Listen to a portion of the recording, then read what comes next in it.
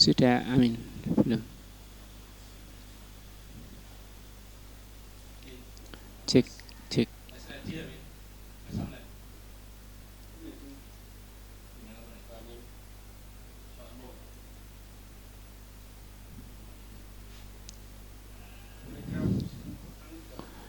Telegram sudah. Sudah. Cek, cek, cek sudah. Hah?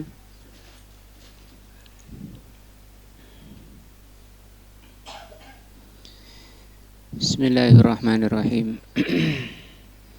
Assalamualaikum warahmatullahi wabarakatuh. Alhamdulillahirabbil alamin wa bihi nasta'in ala amri dunya waddin. Asyhadu an la ilaha illallah wa asyhadu anna Muhammadan abduhu wa rasuluh. Allahumma shalli ala Muhammadin wa ala alihi wa sahbihi ajmain wa ba'du. Pelajaran kita sore ini adalah akidah.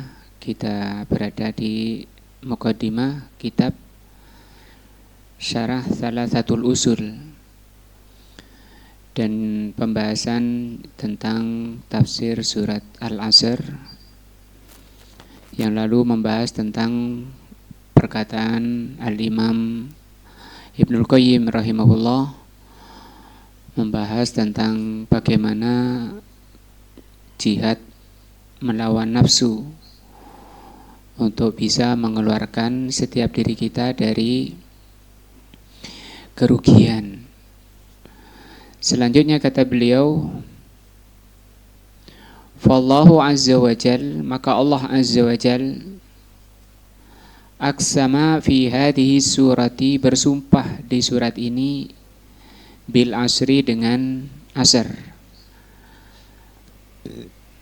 masa, ya, dengan masa. Ala anna kulla insanin, bahwa setiap manusia, fahuwa fi khaybatin, setiap manusia berada dalam kebinasaan, wa khusrin, dan kerugian. Mahma katsura maluhu, sebanyak apapun hartanya. Nah, wawaladuhu, atau sebanyak apapun anaknya. Kenapa kok harta yang disebut? Karena ini yang selalu memalingkan manusia dari upaya penyelamatan diri dari kerugian, yaitu terfitnah oleh harta, juga terfitnah oleh anak.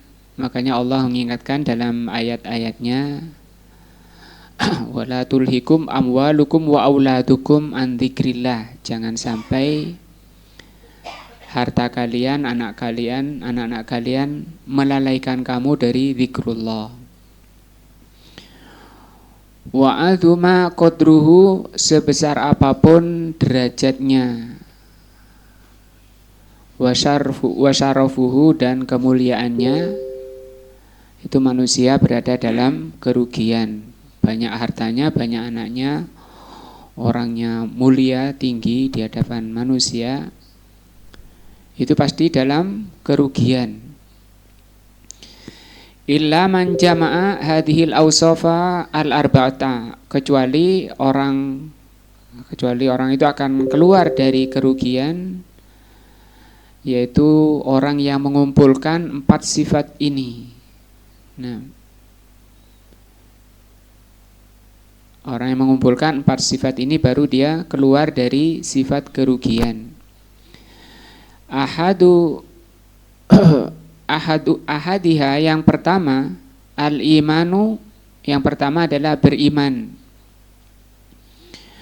Wa yashmulu kullama yuqarribu ilallah, iman di situ meliputi semua yang bisa mendekatkan hamba itu kepada Allah. Min i'tiqadin sahihin wa ilmin nafi'in, dari keyakinan-keyakinan yang sahih atau ilmu yang bermanfaat. Nah, keyakinan ini masalah akidah, masalah keyakinan hati, itu juga ada 2. Dan kebanyakannya di muslimin yang menyebar itu malah yang nggak sahih. Nah, keyakinan-keyakinan yang sahih adalah keyakinan-keyakinan yang bersumber dari sumber aslinya Al-Quran dan As-Sunnah. Tidak jauh-jauh cuma ditanya di mana Allah saja, kita jarang mendapati jawaban yang benar. Dari sekitaran kita, keluarga kita, tetangga kita, sampai kepada yang sudah tingkatan tinggi ilmunya S1, 2, 3, itu pun banyak nyimpang. Banyak sekali keyakinannya yang nyimpang, walaupun cuma ditanya di mana Allah. Sebagainya mengatakan Allah itu ada tapi tidak berada di mana-mana. Maksudnya dia tidak berani menunjuk suatu arah. Karena arah itu menunjukkan tempat, sementara Allah itu ada tapi tidak bertempat. Perkataan tidak bertempat ini juga masalah, bertentangan dengan akidah yang sahih. Akidah yang sahih, keyakinan yang sahih, Allah terangkan di dalam Al-Quran banyak ayat, banyak hadis, yaitu Allah Subhanahu wa ta'ala istawa 'alal arsy. Allah itu tinggi di atas arsy. Bukan berarti Allah itu butuh kepada arsy, bukan berarti Allah itu bergantung kepada arsy. Kalau arsy-nya tidak ada, Allah jatuh misalnya, itu tidak ada pemahaman seperti itu di Ahlus Sunnah. Allah tinggi di atas arsy. Nah, itu banyak ayatnya, di ayatnya ada 5. Kemudian hadis-hadis Rasulullah SAW, di antaranya Rasulullah mengatakan, pasti kalian akan melihat Rabbmu. Seperti kalau kalian melihat bulan, la tadomun, kalian tidak saling berdesakan ketika melihat Allah. Di surga nanti manusia, orang di surga bisa melihat Allah. Demikian juga dengan perbuatannya Rasulullah SAW dalam haji wada, haji perpisahan. Beliau mengangkat tangannya ketika Rasul bertanya kepada sahabat, ala uballigukum, bukankah telah aku sampaikan risalah Allah? Para sahabat mengatakan qalu bala, benar sudah engkau sampaikan. Maka Rasul mengatakan, ya Rabb, ya Rabb ishad lana, ya Allah saksikanlah apa yang mereka ucapkan, sambil mengangkat tangannya. Nah, secara akal juga namanya yang mulia, yang sempurna, zat yang sempurna itu pasti di atas. Karena kesempurnaan itu di atas, kalau di bawah itu, di bawah makhluk misalnya, itu tidak menunjukkan kesempurnaan. Itu kalau secara akal. Secara fitrah pun manusia itu diberi fitrah oleh Allah, meyakini dengan fitrahnya saja itu Allah, dengan fitrahnya saja manusia itu sudah bisa meyakini Allah itu di atas, selama fitrahnya tidak rusak. Ya, selama fitrahnya tidak rusak, dengan fitrah saja manusia itu sudah bisa mengenal Allah di atas, akidahnya sudah sahih. Karena sudah diberi fitrah itu oleh Allah Subhanahu wa ta'ala. Nah, seperti kalau manusia itu berdoa, dengan fitrahnya manusia itu mengangkat tangannya, walaupun belum pernah mendengar dalil. Artinya dengan fitrahnya saja manusia sudah bisa mengenal Allah dengan benar, walaupun belum pernah belajar Alkitab was sunnah, itu sudah tahu, sudah benar keyakinannya. Bahkan ketika manusia berdoa kemudian tangannya muter-muter kanan kiri, itu menyalahi fitrahnya sendiri. Dan tidak pernah kita dapati orang berdoa tangannya taruh di bawah misalnya, atau lurus ke depan, ya, atau ke samping begini, nggak ada. Yang ada apa? Diangkat tangannya. Kalau ditanya kenapa kok diangkat tangannya, dia menjawab karena Allah itu di atas.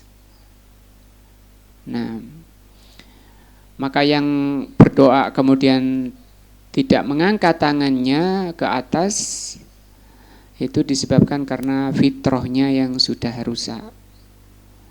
Nah, apalagi fitrah kemudian dikuatkan oleh dalil-dalil tadi. Jadi ada ayat, ada hadis, ada akal. Nah, ada fitrah. Dikisahkan bahwa ada orang yang terkenal sekali sampai dibawa keliling kampung. Sampai di kampung, orang kampungnya tanya, ini siapa ini kok sampai dikarak seperti ini, dibawa keliling. Ini tokoh karena kehebatannya bisa mendapatkan 1000 dalil tentang Allah itu ada dan Allah itu di atas. Oh, kalau di sini tidak perlu gitu-gitu.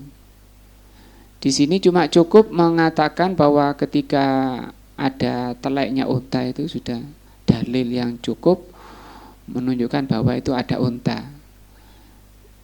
Dia menemukan 1000 dalil disebabkan karena dia telah mengalami 1000 kebingungan.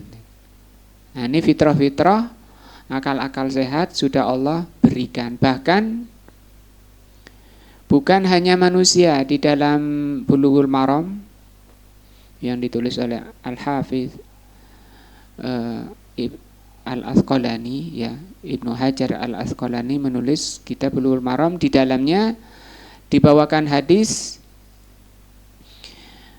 di bab salat istisqa, insyaallah.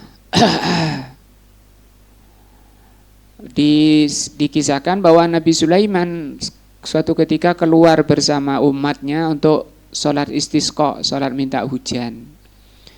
Sampai di luar dia mendapati semut telentang, kakinya diangkat ke atas, punggungnya di bawah, berdoa. Semutnya berdoa dan Nabi Sulaiman hafal, dikutip dalam hadis tersebut. Ya Allah, aku ini adalah makhlukmu ya Allah yang tidak bisa minum tanpa minum yang Engkau berikan. Turunkanlah hujan untuk kami. Mendengar itu Nabi Sulaiman mengatakan, mari kita kembali karena sudah ada selain kalian yang minta hujan. Nah, pelajaran dari hadis di Bulughul Maram tadi, semut pun itu meyakini. Itu bukan dari belajar, semut kan tidak belajar ya. Bukan dari belajar Al-Quran, Sunnah, tidak. Tapi dari apa? Fitrah. Nah, itu yang pertama, iman, beriman. Iman yang tertinggi adalah iman kepada Allah Azza wa Jalla. Adapun cabang iman itu ada 73 lebih. Nah, kata Rasul sallallahu alaihi wasallam, al-imanu bid'un wa sab'una syu'batan wal haya'u syu'batun minal iman. Iman itu cabangnya ada 73 lebih. A'laha la ilaha qaulu la ilaha illallah, paling tingginya cabang iman adalah ucapan la ilaha illallah. Wa adnaha imatatul adza anit thariq, paling rendahnya adalah buang duri dari gangguan. Nah,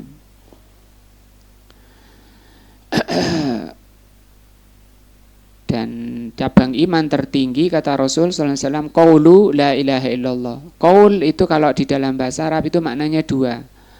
Bisa ucapan lisan, bisa ucapan hati. Kalau ucapan lisan adalah ucapan syahadat itu, la ilaha illallah atau asyhadu an la ilaha illallah. Adapun kalau ucapan hati yaitu akidah, keyakinan-keyakinan yang sahih. Maka keyakinan yang sahih, akidah yang benar itu adalah pelajaran paling tinggi dan cabang iman yang paling tinggi. Sehingga tidak semestinya setiap kita kemudian melalaikan pelajaran akidah, karena derajat manusia di dunia dan di akhirat, tergantung tingkat keimanannya. Apa bedanya iman, akidah, tauhid itu sama. Ya, akidahnya, imannya, tauhidnya itu satu maksudnya. Cuma beda-beda istilah. Asani sifat kedua, jadi sifat pertama beriman. Maka kalau punya HP apalagi Android, hendaknya diisi dengan ilmu atau taklim-taklim yang untuk meningkatkan iman. Karena ini yang semestinya setiap kita untuk selalu ditingkatkan imannya. Karena nanti ketakwaan atau akhlak mulia ibadahnya tergantung dari imannya. Tapi harus yang sahih. Wasani asani yang kedua dari sifat orang yang dikeluarkan dari kerugian, al-amalus sholeh. Amal soleh kemarin adalah amal yang didasarkan pada ilmu, yang harus memenuhi dua syarat, dikerjakan ikhlas karena Allah. Yang kedua ada contoh dari Nabi SAW. Apa amal soleh itu? Wahuwa kullu qaulin. Amal soleh itu adalah setiap ucapan, au fi'lin atau perbuatan, yuqarribu ilallah, yang dapat mendekatkan kepada Allah. Bi an yakuna fa'iluhu, yaitu pelakunya melakukannya atau mengerjakannya karena Allah Azza wa Jal, mukhlisan, ikhlas, wali Muhammadin sallallahu alaihi wasallam muttabi'an, dan mencontoh Rasul sallallahu alaihi wasallam. Ini dua syarat ini suatu amalan dikatakan amal soleh. Kalau tidak itu toleh namanya, tidak diterima. As-salisu yang ketiga, sifat ketiga dari sifat orang yang merugi, at-tawasi bil haq, saling menasihati dalam kebenaran. Wa huwa at-tawasi ala fi'lil khair, yaitu saling menasihati untuk selalu melakukan kebaikan. Dan ini harus jadi sifat kita. Tidak boleh membiarkan, dimulai dari keluarga kita dulu. Ketika melihat keluarganya melakukan kejelekan, dinasihati. Walhasu, dan didorong alaihi, untuk menjalani kebaikan, memahami, mempelajari kebaikan dan mengamalkannya. Wat targhib fi, targhib artinya memberi semangat. Nah, ini harus jadi sifat kita. Jangan biarkan anak istri kita kemudian melakukan perkara yang menyimpang atau kejelekan. Nah, apalagi seorang suami yang itu di pundaknya ada tanggung jawab yang akan ditanya, karena Rasul mengatakan kullukum ra'in. Ar-rabi'u yang keempat, at-tawasi bisabri, bersabar dalam saling menasihati dalam kesabaran. Bi'an yusa atau bi'an yusa ba'duhum ba'da, saling menasihati satu dengan lainnya, bisabri, untuk bersabar. Bersabar ala fi'li awamirillah, bersabar untuk menjalankan perintah Allah. Seperti taklim itu perintah dari Allah, hukumnya wajib. Diajak, disuruh sabar dalam taklim. Wa tarku maharimillah, meninggalkan yang diharamkan oleh Allah, butuh kesabaran. Wa tahammulu aqdarillah, bersabar untuk menanggung beban beratnya takdir Allah, terutama takdir yang tidak enak. Nah, watawasi bil haqqi watawasi bis sabri, saling menasihati dalam kebaikan dan saling menasihati dalam kesabaran. Yatadammanani al-amru bil ma'ruf wan nahyu anil munkar. Kata beliau, ini mengandung terutama ketika mengandung perintah sabar ketika memerintah dalam kebaikan dan melarang dari kemungkaran. Alladzaini bihima, yang dengan amar ma'ruf nahi mungkar itu qawamul ummati, tegaknya umat, umat itu akan tegak dengan benar, akan diridhoi, dicintai oleh Allah Subhanahu wa taala apabila dijalankan amar ma'ruf nahi mungkar.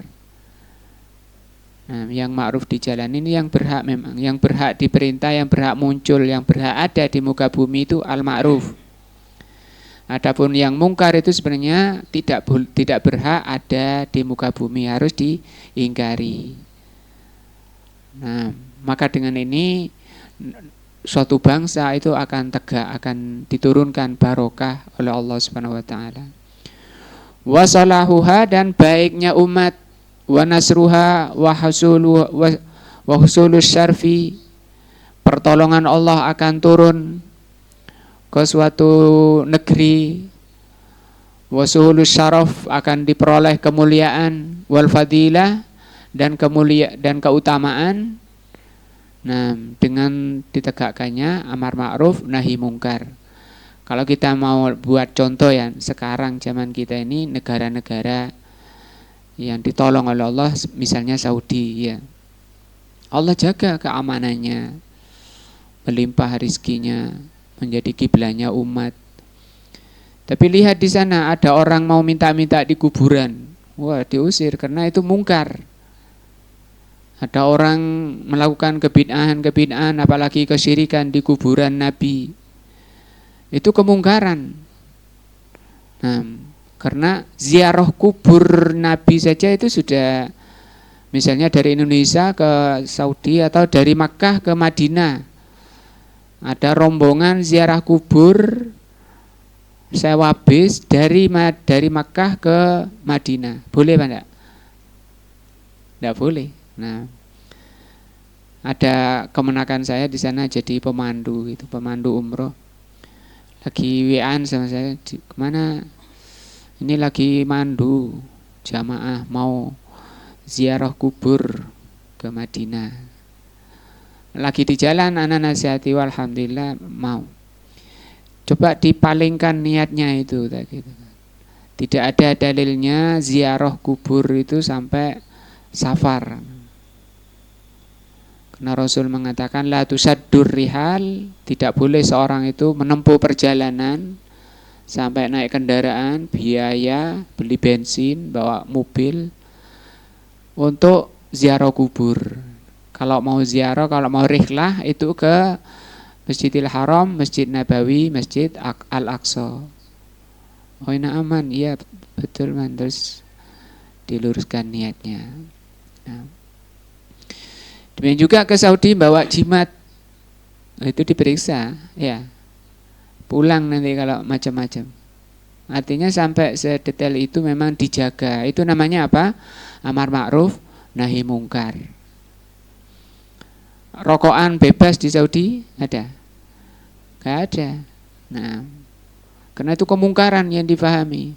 Musik-musik umum kayak di sini misalnya, orang mantu pakai musik ada di Saudi? Tidak ada. Nah, karena itu dianggapnya apa? Mungkar. Nah, maka dengan amar ma'ruf nahi mungkar itu Allah akan ini diperoleh, itu merupakan tonggak tegaknya umat. Nahi mungkar itu, amar ma'ruf nahi mungkar itu tonggak atau apa, tiang tegaknya umat itu dengan ini, dua hal ini.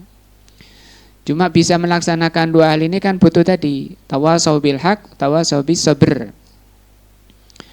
Baiknya suatu negeri, pertolongan Allah turun di suatu negeri tersebut, tercapainya kemuliaan dan keutamaan terhadap suatu negeri itu dari situ ditegaknya amar ma'ruf nahi mungkar. Sekarang kita lihat negara Islam yang sedang diuji oleh Allah, mana itu? Palestina. Itu para ulama yang saya tahu sudah lama sekali menasihati orang Palestina untuk segera kembali pada agama Allah.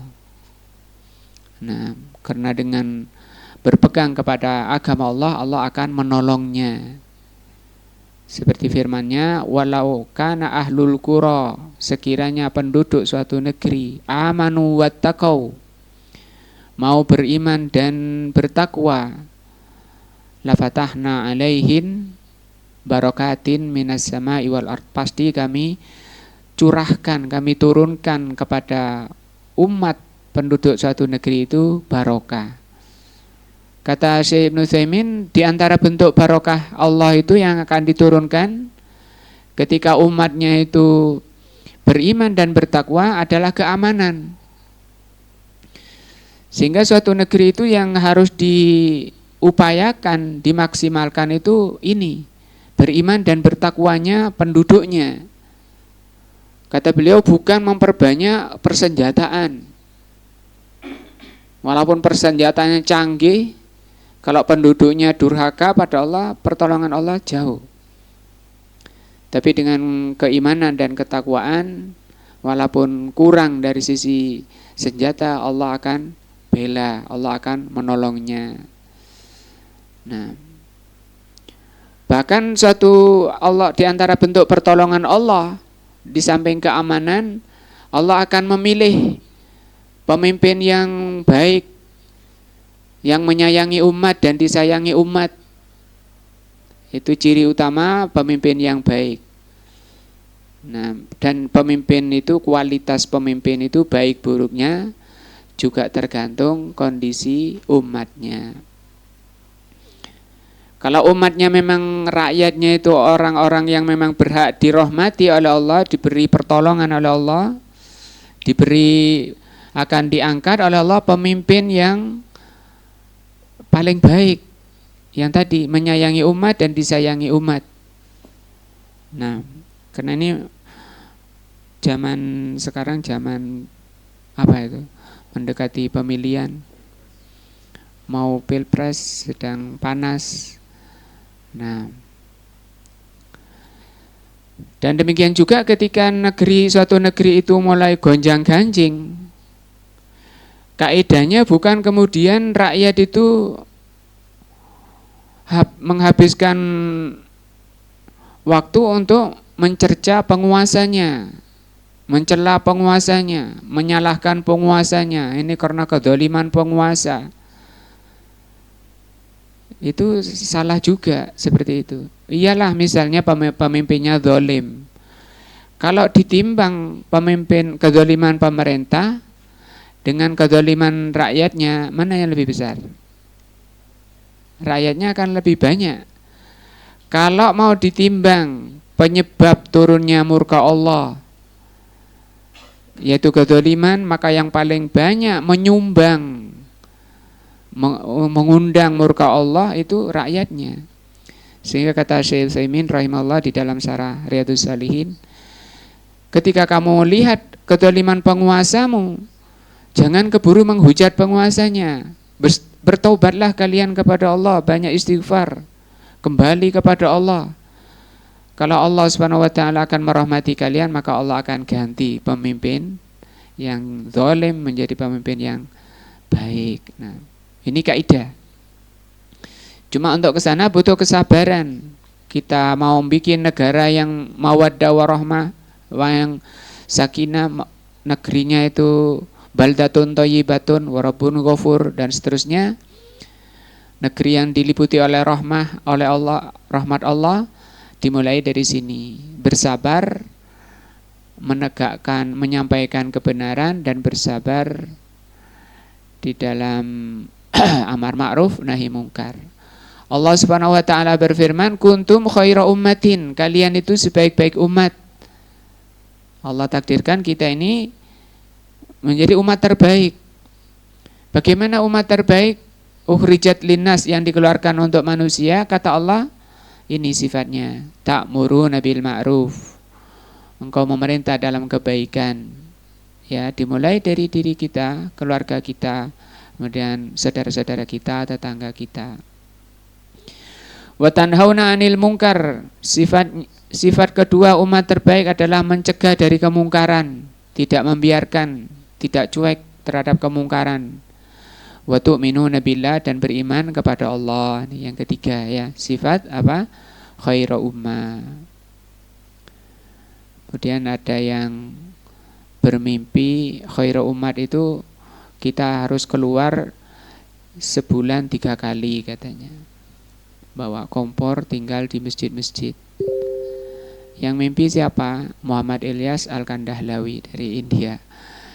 Nah, jadi dia pemimpin atau pendiri Jamaah Tabligh. Itu dari ayat ini. Surat Al-Imran 110. Yang membisikkan itu, taruhlah benar misalnya, dia bermimpi, ngakunya saya bermimpi ayat ini, kata Muhammad Ilyas. Saya bermimpi ayat ini. Oh, kuntum khaira ummatin, kamu ini umat terbaik. Ukhrijat linnas, kemudian keluar menuju manusia. Kalau di sini kan ukhrijat, dikeluarkan pada manusia. Kemudian kata Muhammad Ilyas, kamu harus keluar menuju manusia, ngajak sholat ke masjid. Setiap bulan wajib itu 3 hari. Nah, setiap tahunnya berapa? 40 hari ya.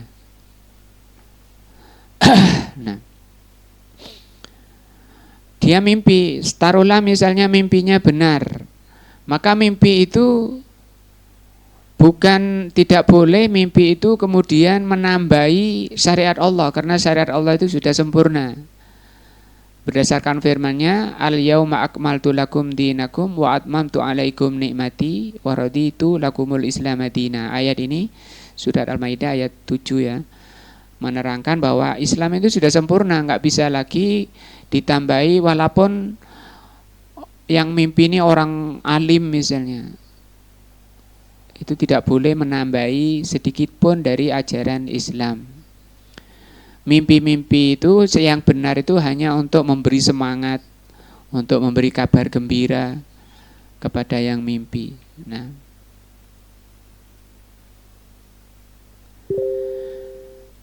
ini pelajaran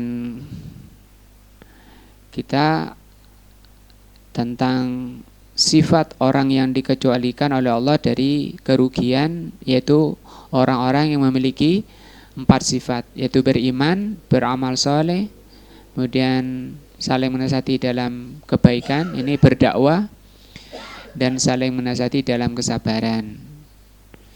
Harus jadi sifat kita ya, iman, amal soleh, berdakwah. Nah, dimulai dari sekarang, ajak temannya untuk taklim ya. Dakwah itu kan untuk ngajak untuk taklim kalau sekarang, atau berjihad, jihad juga taklim. Kemudian beramal. Nah, berikutnya kata beliau, qala Asy-Syafi'i rahimahullah, berkata al-Imam Asy-Syafi'i rahimahullah. Siapa al-Imam Asy-Syafi'i? Huwa Abu Abdillah. Beliau kunyahnya itu Abu Abdillah. Muhammad ibnu Idris, Muhammad bin Idris, bapaknya Idris. Nama aslinya beliau adalah Muhammad bin Abbas bin Utsman bin Syafi' al-Hashimi al-Qurashi. Jadi beliau Imam Syafi'i ini ketemu sama Nabi di sini, al-Hashimi. Beliau Rasulullah juga Hashimi, juga Quraisy. Quraisy ini kabilah terbaik di Arab. Kabilah Arab terbaik adalah Quraisy. Di Quraisy juga dipilih lagi, yaitu Bani Hashim. Nah, Al-Imam Syafi'i orang Arab dari sini, Hashim juga.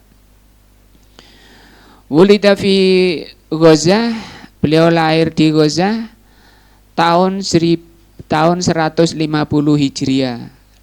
Berarti lahirnya abad kedua. Masa a'immah, masa imam-imam, di bawahnya masa tabi'in. Jadi masa sahabat, tabi'in, tabi'ut tabi'in, a'immah. Wa tufiya bi Mesir, beliau wafat di Mesir tahun 204. Wa huwa ahadul ahimma al-arba'ata alal jami' rahmatullah alaih. Beliau ini salah satu dari imam yang 4 atau imam madhab, itu berdasarkan kesepakatan dari umat ini. Beliau mengatakan rahimahullah terkait dengan wajibnya kita belajar terkait dengan surat Al-Asr. Nah, Kata beliau, lauma anzalallahu hujjatan ala khalqihi illa hadhihi surata lakafathum. Sekiranya Allah Subhanahu wa taala tidak menurunkan hujjah pada makhluknya kecuali surat ini, maka surat ini sudah mencukupi umat. Nah, atau sudah mencukupi makhluknya. Nah, apa maksudnya? Kata beliau, muraduhu rahimahullah, yang dimaksudkan oleh Imam Asy-Syafi'i, anna hadhihi surata, bahwa surat ini Al-Asr kafiyatun lil khalqi, itu sudah cukup bagi hamba, fil hathi ala tamassuki bidinillahi bil iman wal amalus saleh wa da'wa ilallah was sabri ala dzalika. Surat ini yang dimaukan oleh Al-Imam Asy-Syafi'i rahimahullah cukup untuk mendorong hamba, mengajak manusia jika ingin dikeluarkan dari kerugian, diselamatkan oleh Allah dari sifat merugi, cukup surat ini, wal asr, agar manusia itu mau berpegang teguh pada agama Allah. Bagaimana cara berpegang teguh pada agama Allah? Bil iman, dengan beriman. Beriman itu meyakini, karena iman itu artinya at-tasdik. Secara bahasa iman itu tasdik, membenarkan.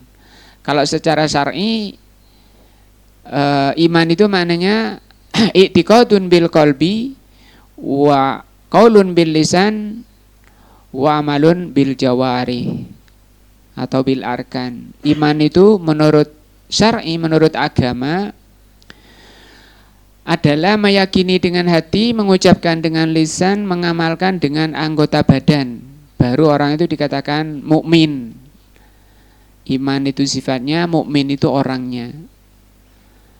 Kalau seseorang itu cuma membenarkan saja dengan hatinya atau mengucapkan sudah KTP, sudah ditulis di KTP-nya Islam, tapi tidak mengamalkan, maka itu bukan mukmin. Tidak masuk ke definisi, ke arti iman secara syar'i. Kan saya sudah meyakini adanya Allah di atas, Allah itu pencipta makhluk ini, Allah itu pemberi rizki, Allah pengatur seluruh alam. Itu tidak cukup dikatakan orang sebagai mukmin.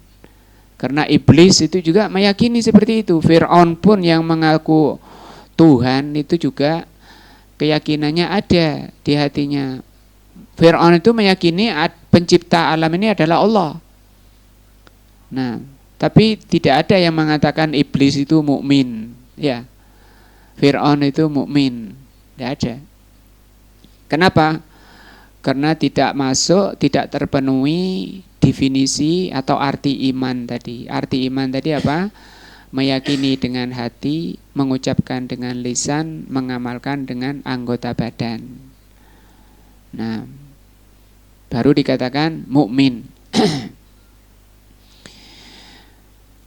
Nah, cara berpegang teguh kepada agama Allah ini beriman, beramal saleh, berdakwah kepada Allah, bukan kepada ormasnya, bukan kepada yayasan atau kepada kiainya atau kepada siapa, tapi berdakwah kepada Allah. Wasabru ala dzalik, dan bersabar. Memang untuk menambah iman dibutuhkan kesabaran, untuk bisa melaksanakan amal soleh butuh kesabaran, untuk berdakwah butuh kesabaran. Walaisa muraduhu, Al-Imam Asy-Syafi'i itu tidak bermaksud anna hadhihi surata kafiyatun, bahwa surat ini cukup lil khalqi fi jami'is syariah, tidak mencukupi makhluk pada seluruh syariatnya. Nah, seluruh syariatnya diturunkan ayat-ayat lain. Nah, wa qaluhu law ma anzalallahu hujjatan ala khalqihi illa hadhihi surata lakafathum. Perkataan ini, perkataan Al-Imam Asy-Syafi'i ini, kalau Allah tidak menurunkan hujjah pada makhluk ini kecuali surat ini, maka telah mencukupi surat ini. Li'annal akila, karena orang berakal, al-basira, dan orang yang dalam ilmunya, idza sami'a hadhihi surata, kalau mendengar surat Al-Asr, au qara'aha, atau membaca surat Al-Asr, fala budda an yas'a, pasti dia akan berusaha kalau paham dia. Cuma kan banyak kan orang itu nggak paham, nggak masuk di akalnya, nggak paham maknanya. Nah, kata beliau, pasti orang itu akan berusaha, berupaya ila takhlisi nafsihi, untuk membersihkan dirinya minal khusron, dari kerugian. Nah, makanya para sahabat kalau ketemu dengan saudaranya yang lain, sebelum berpisah baca surat ini untuk mengingatkan agar selalu berusaha membersihkan dirinya dari kerugian dengan tadi ya, tamasuk, berpegang teguh pada agamanya. Wadzalika, cara membersihkan diri dari kerugian, bittisafihi, dengan cara mensifati bihadhihi sifatil arba'i, dengan mensifati dirinya dengan 4 sifat ini. Diulang-ulang oleh beliau, mulai dari awal berapa kali beliau ngulang, agar benar-benar masuk pada diri kita ini, agar benar-benar menjadi sifat diri kita ini. Agar diri kita ini enggak lalai, ta'lim malas, beramal malas, apalagi berdakwah. Nah, apa itu yang 4 tadi? 4 sifat: al-iman wal amalus sholeh wa tawasau bil haq wa tawasau bis sabri. Nah, ini perkataan al-Imam Asy-Syafi'i rahimahullah tentang apa? Surat Al-Asr. Wa qala al-Bukhari, berkata al-Imam al-Bukhari, ini mestinya di dhamma ya, fa'il ya, rahimahullah. Nah, berkata al-Imam al-Bukhari rahimahullah, babun, bab, berarti ini di kitab sahihnya ya. Beliau nulis bab al-ilmu, ilmu itu qabla al-qauli wal amal. Nah, walaupun di surat wal asri itu kan kewajiban pertama itu berilmu. Atau kalau beriman itu buah dari ilmu. Walaupun di ayatnya illal ladzina amanu, kecuali orang yang beriman. Beriman itu diperoleh dari ilmu.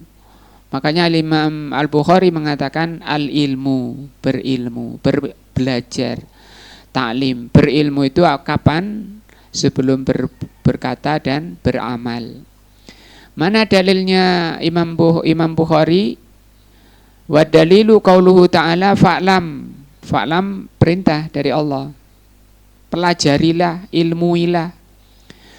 Annahu la ilaha illallah, bahwa tidak ada yang berhak disembah. Sementara kita ini hidup ini diberi fitrah oleh Allah di dalam hati kita ini untuk mempersembahkan diri kita ini, zahir dan batin kita. Maka persembahan zahir dan batin kita, jiwa raga kita itu hanya untuk Allah. Itu harus dipelajari. Nah, karena kalau manusia itu tidak mempersembahkan dirinya, zahir dan batinnya kepada Allah, itu pasti manusia akan mempersembahkan pada selain Allah. Nah, wastaghfir li dzambika, dan mohonlah ampun terhadap dosa-dosamu. Surat Muhammad ayat 19. Ini dalil yang dibawakan oleh Al-Imam Al-Bukhari bahwa ilmu itu sebelum berkata dan beramal. Fabada'a, kata Al-Imam Al-Bukhari, maka memulai bil ilmi qabla al-qauli wal amal. Memulai itu dengan ilmu sebelum berucap dan beramal. Kita lihat siapa Al-Imam Al-Bukhari rahimahullah. Al-Bukhari huwa Abu Abdillah, sama ya dengan kunyahnya siapa? Al-Imam Asy-Syafi'i. Muhammad bin Ismail, sama juga namanya ya. Namanya Imam Bukhari siapa namanya? Muhammad, sama dengan Imam Syafi'i juga Muhammad, yang beda bapaknya. Bin Ismail bin Ibrahim bin Al-Mughirah Al-Bukhari. Kalau ini dari Bukhara, dari Soviet sana, bukan orang Arab. Wulida bi Bukhara, beliau lahir di Bukhara, nama suatu daerah. Fi Syawal, pada bulan Syawal tahun 194. Nah, ini juga masih di abad ke akhir abad ke-2 ya, 194. Akhir abad ke-2. Masih satu abad dengan Al-Imam Asy-Syafi'i. Nah, artinya kalau tadi kurun itu, kurun a'immah, kurun imam-imam, Imam Bukhari ya masuk kurun a'immah, beliau masih dalam kurun itu, kurun ke-2 ya. Wa nasa'a yatiman, beliau adalah orang yatim. Imam Bukhari yatim juga. Fi hijri walidatihi, dalam asuhan ibunya. Nah, kebanyakan juga orang sukses itu pengaruh ibunya. Apalagi sejak kecil pengajaran itu ibunya, karena batu pertama pengajaran Islam itu memang dari ibu. Wa tufiya rahimahullah, beliau wafat fi Khortang, di daerah namanya Khortang, baldatun ala Fursukhain min Samarkand, di Samarkand. Kalau sekarang namanya Samarkand. Pada malam Lailatul Fitri tahun 256. Nah, Istadallal Bukhari rahimahullah, Imam Bukhari berdalil bihadil ayat, dengan ayat ini, yaitu surat Muhammad ayat 19, ala wujubil bada'ati, atas wajibnya memulai bil ilmi qoblal qaul wal amal, sebelum bicara dan beramal. Kenapa Imam Bukhari pakai ayat itu, surat Muhammad ayat 19? Kata beliau, wa hadza dalilun, ini dalil asari, namanya dalil asari. Dalil asari, dalil yang datang dari Al-Quran dan hadis. Yadullu ala annal insan, menunjukkan bahwa manusia ya'lamu awalan, belajar dulu. Dan ini ciri ahlus sunnah itu seperti itu. Orangnya, ahlus sunnah itu orangnya diam. Dalam masalah agama terutama diam. Dia semangatnya belajar. Karena kaidahnya tadi itu Imam Bukhari sampaikan tadi, babun al ilmu qoblal qaul wal amal. Baru setelah faham, setelah yakin, setelah mantap, dia baru berkata dan beramal. Tsumma ya'malu tsaniyan, kemudian berikutnya beramal. Beda dengan selain ahlus sunnah. Selain ahlus sunnah itu siapa? Istilahnya para ulama, selain ahlus sunnah itu ahlul bid'ah, ahlul dolal, ahlul ahwa, ahlus subuhat, itu istilah-istilahnya. Istilahnya sama. Mereka itu siapa? Selain ahlus sunnah. Nah, ahlus sunnah itu siapa? Orang yang berpegang kepada sunnah. Nah, baik keyakinannya, ucapannya, amalannya dibimbing di atas sunnah. Bagaimana? Ya mereka belajar sunnah, semangat belajar sunnah. Dan setelah difahami dengan benar, itu mereka diamalkan. Kalau ahlul ahwa, dia beramal dulu, baru dia setelah dikomplain, banyak komplain, baru dia cari dalil. Sehingga dicari dalil pembenar terhadap amalannya. Rasulullah tidak mengajarkan seperti ini, dia baru cari dalil-dalil. Nah, wa hunaka dalilun akli, di sana juga ada dalil akli, dalil secara akal, nadhari. Nah, nadhari itu peninjauan, penyelidikan. Bahwa apa? Berilmu itu sebelum berbicara dan beramal. Secara akal yadullu ala annal ilma, secara akal yang menunjukkan bahwa berilmu itu sebelum berkata dan beramal. Li'annal qaula awil amala, karena ucapan atau amalan la yakunu sahihan, itu tidak benar ucapannya, wala yakunu makbulan, dan tidak akan diterima oleh Allah perkataan dan perbuatannya itu tidak akan benar dan tidak akan diterima hatta yakuna, sampai ucapan dan perbuatannya itu ala wafqis syariah, mencocoki syariat. Paham ya? Jadi ucapan dan amalan itu diterima oleh Allah, dikatakan benar kalau mencocoki syariat, mencocoki agama Allah. Wala yumkinu an ya'lama al-insanu, dan tidak mungkin manusia itu mengetahui anna amalahu ala wafqi syariah, manusia itu tidak mungkin mengetahui bahwa amalannya itu mencocoki syariat illa bil ilmi, kecuali harus belajar dulu. Maka kita taklim ini gunanya dua faedahnya. Satu, untuk mengoreksi barangkali selama ini ada pemahaman-pemahaman, keyakinan-keyakinan yang bengkok, yang nyimpang, dengan belajar diluruskan oleh Allah dengan taufik dan hidayahnya. Yang kedua, untuk mendasari, sebagai dasar. Kenapa? Karena tadi bahwa amalan akan diterima oleh Allah, amalan itu dikatakan benar kalau mencocoki syariat. Kapan dikatakan mencocoki syariat? Setelah orang itu tahu. Bagaimana supaya tahu? Belajar. Nah, walakinna hunaka, tapi di sana asyaun, ada sesuatu, ya'lamuhal insan, yang bisa difahami manusia bifitratihi, dengan fitrahnya, tanpa harus belajar dulu.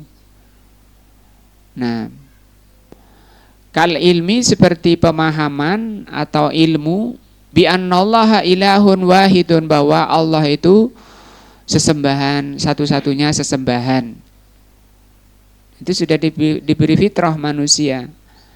Sebagaimana sabda Rasul, kullu mauludin yuladu alal fitrati, setiap orang lahir itu diberi fitrah oleh Allah. Nah, yuladu alal fitrati, dilahirkan dalam kondisi fitrah. Apa fitrah ini? Mengenal bahwa Allah Subhanahu wa taala itu sesembahan satu. Disebutkan dalam surat Al-A'raf 172, coba lihat. Al-A'raf 172.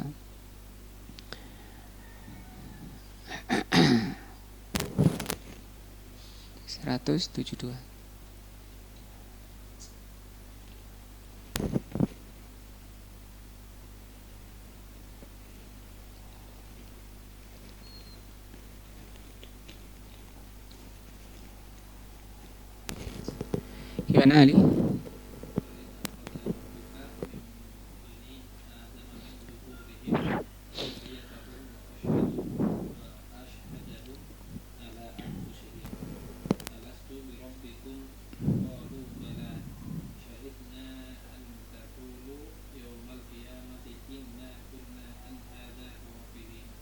Nah, coba-coba tak lihat apa.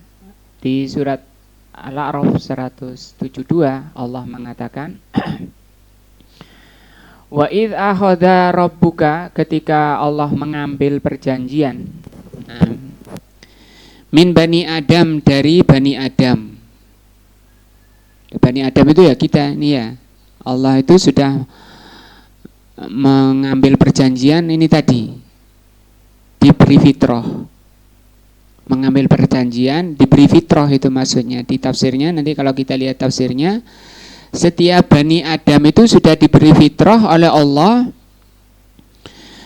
meyakini bahwa Allah itu satu, bahwa sesembahan itu satu. Min zuhurihim, dari punggung-punggung keturunan Bani Adam. Dzurriyyatahum, keturunan Bani Adam. Wa ashhadahum, dan mempersaksikan ala anfusihim, atas diri-diri mereka, sudah diakui oleh diri-diri manusia, setiap manusia. Perjanjiannya bagaimana? Alastu birabbikum, bukankah aku ini Rabbmu? Qalu, keturunan Bani Adam itu mengatakan, bala syahidna, benar kami mempersaksikan, kami mengakui, berikrar, antakulu yaumal qiyamati inna kunna an hadza ghafilin. Nah, supaya nanti ketika menghadap Allah mereka tidak punya alasan lagi, kami tidak tahu bahwa engkau sesembahan kami. Sebelum lahir pun, sebelum belajar pun sudah diberi fitrah bahwa sesembahan itu yang berhak disembah itu hanya Allah. Sehingga di hadisnya pun kata Rasul, kullu mauludin yuladu 'alal fitrah, setiap manusia lahir itu lahir di atas fitrah bahwa Tuhan yang berhak disembah hanyalah Allah. Nah, fa'abawahu yuhawwidanihi, kata Rasul sallallahu alaihi wasallam, maka kedua orang tuanya lah yang menjadikan anak itu Yahudi au Nasraniyah, atau menjadi Nasrani, au Majusi, atau menjadi Majusi.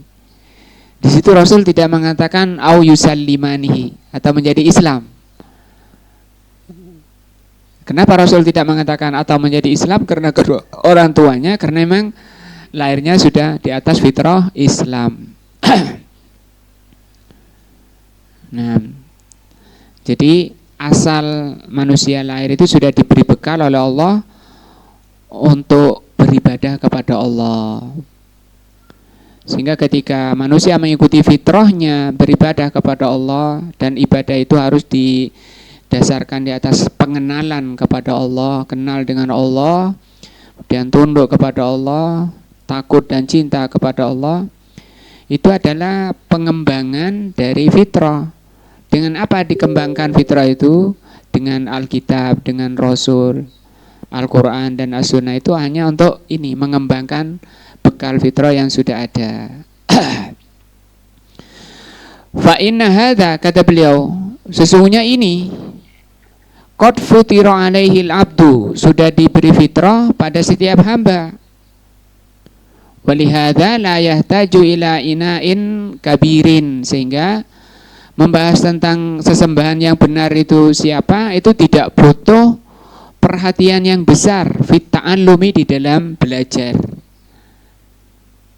Nah, apalagi manusia, Rasul mengatakan afdalu dzikri la ilaha illallah, atau dalam riwayat lain ada juga miftahul jannah la ilaha illallah, ya.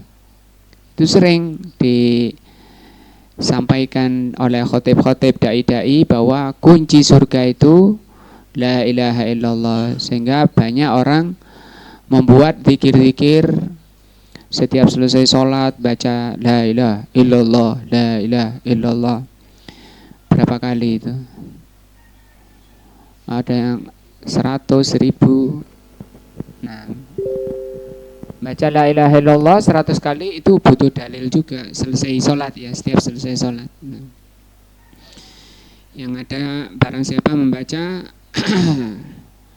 la ilaha illallah wahdahu la syarikalah lahul mulku wa lahul hamdu wa huwa ala kulli syai'in qadir 100 kali, baru diterangkan oleh Allah, oleh Rasul sallallahu alaihi wasallam keutamaannya. Nah, tapi kata para ulama, betul memang kunci surga itu adalah la ilaha illallah, tapi kunci itu tidak akan bisa membuka pintu surga kecuali harus ada gigi-giginya. Apa gigi-gigi kunci itu? Syarat la ilaha illallah, rukun la ilaha illallah, kewajiban la ilaha illallah, dan muqtada, tuntutan la ilaha illallah. Kebanyakan orang kan tidak paham, sehingga yang dijadikan prioritas adalah melafalkan saja. Amal masailul juz'iyah, adapun masalah-masalah juz'iyah al-muntashirah yang menyebar, fahiyal lati tahtaju ila ta'allumin wa takarrusin juhudin. Adapun masalah-masalah juz'iyah, masalah rinci, ini yang butuh keseriusan belajarnya. Masalah fikih, syarat sholat, rukun sholat, kewajiban sholat, ini harus belajar. Wudu, nah cara wudu, Karena kalau wudunya tidak benar itu sholatnya tidak sah. Nah, wallahu alam bisawab. Dan insyaallah ini yang kita pelajari sore ini mudah-mudahan menambah iman dan takwa kita kepada Allah Azza wa Jalla. Subhanakallah wa bihamdika asyhadu an la ilaha illa anta astaghfiruka wa atubu ilaika. Wassalamualaikum warahmatullahi wabarakatuh.